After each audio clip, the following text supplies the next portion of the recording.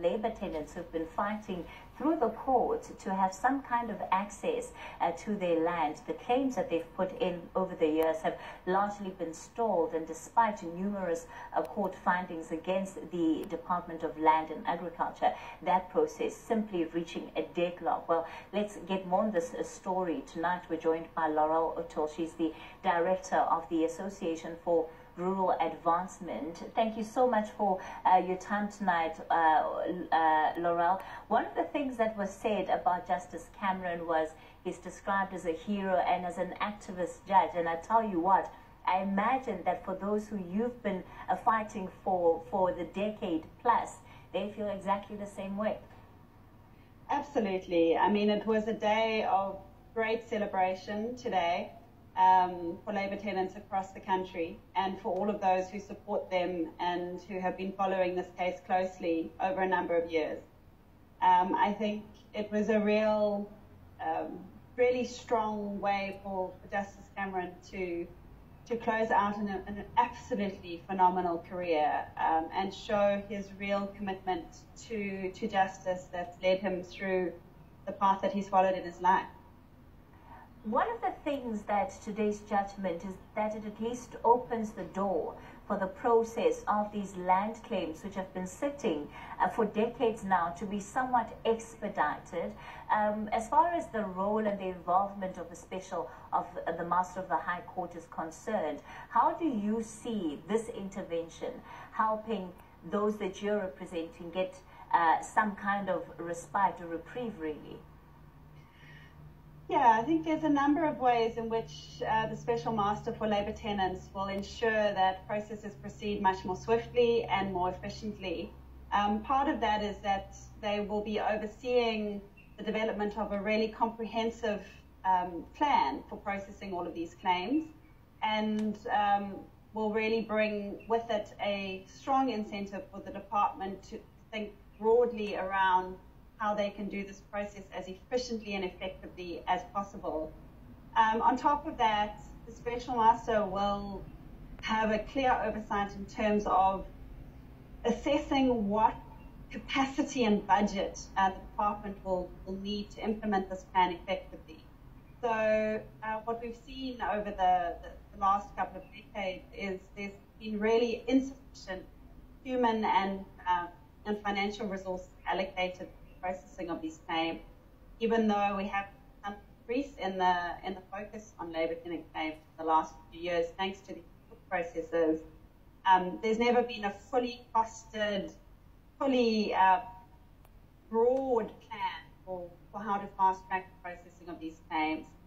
So we are really looking forward to seeing how this plan unfolds and the massive difference it will make having the resources that are really urgent to make sure that these claims.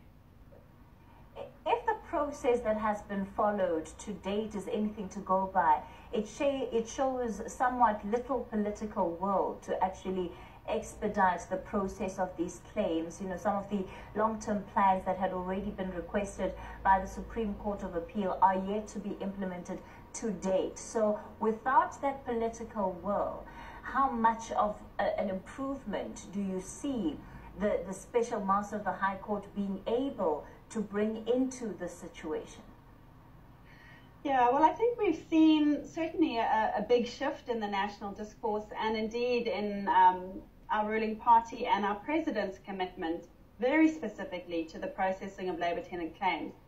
We are hopeful that following the recent restructure of the ministries of agriculture, which have now been brought together with rural development and land reform, under the leadership of Minister Toko Didiza, that we will see these political promises being put into action. So I think we have to remain optimistic. This is a new chance, it's a new era, it's a new phase of political leadership, and now is the chance for our politicians to put their money where their mouths are and really allocate the resources, the time, the dedication, skill to work constructively with other partners. And I think that's the other big shift we've seen in the past year. We saw government really pushing away civil society and citizens and thinking that they could move forward on their own. And certainly our president has been calling very strongly for coalition and saying government acknowledges now that they can't do this on their own, that we all need to work together. And so we really are hopeful that if we pull our collective resources, our collective knowledge, and our will together, we can finally start to unblock what's been holding us back. So in that spirit of newness then, there's also the reality of the amount of work which would need to go into this process. When we look at the timelines, how much longer could it be yet before any of these land claims are processed? And as far as you can see, what is the likelihood that those who have been aging, waiting for this process to take place, will still be alive to see it realized and to fulfillment, really? Yeah. Look, I think that is without any doubt one of the most heartbreaking aspects of the human reality of these delays. We have seen some of the final claimants in the iconic Hilton College Labour tenant claimants pass away in recent months. Between our hearing in the Constitutional Court and the judgment being delivered this morning, we lost 2 more Labour tenant claimants in that case. And that is just a demonstration of the human cost of these delays and the struggle that their families are now having as their case is finally moving forward, which is the good news.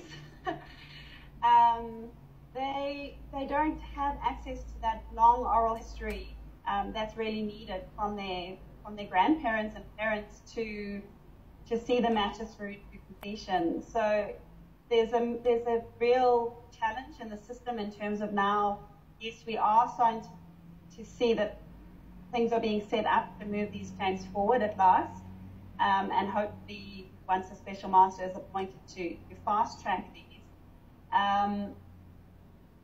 But we can't hide the fact that Labour tenants are dying without their land claims being settled and leaving their families to struggle to continue seeing those claims through. All right, Laurel, let's leave it there for tonight. Let me thank you for your time. And she represents one of the organizations that, of course, has been fighting alongside with many of these thousands that today have received a court victory, a much awaited, much needed court victory. So we'll continue keeping an eye on this particular story. But let's change gears.